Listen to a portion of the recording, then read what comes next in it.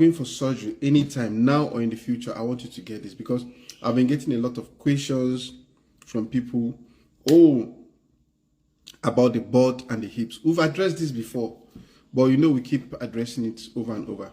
It's very practical, and I want you to know something about the hips and the butt, because that's always where everybody ends up.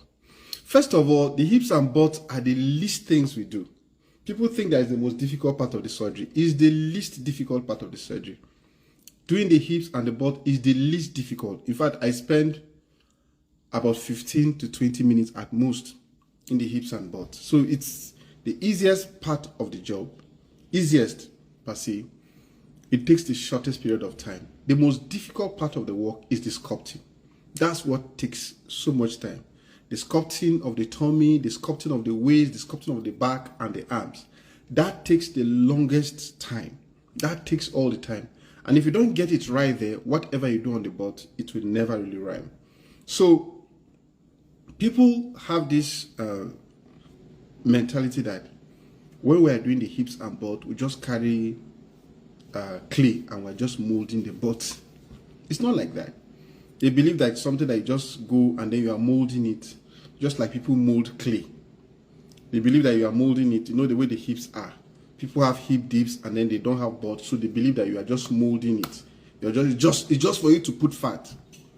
It is not anything close to that. I want you to know that. For those of you who have had surgery and those who are going to have surgery, there's nothing like molding as in molding clay or plastering. It's not like that. Now, you have the natural bony shape that you already have. Then you have the skin. Then you have fat in your butt already. Everybody has fat in their butt. Now, the issue is, how do you put this fat inside the butt? We have found a way to put the fat inside the butt.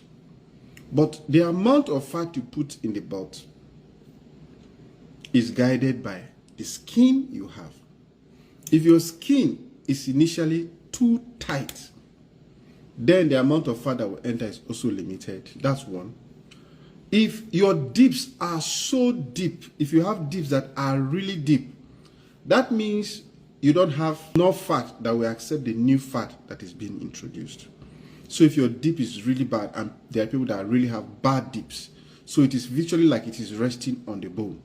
So if your hip dip is resting on the bone, there's very little amount of fat that it can take. Even if you force it and it takes all the fat, you will lose almost all the fat.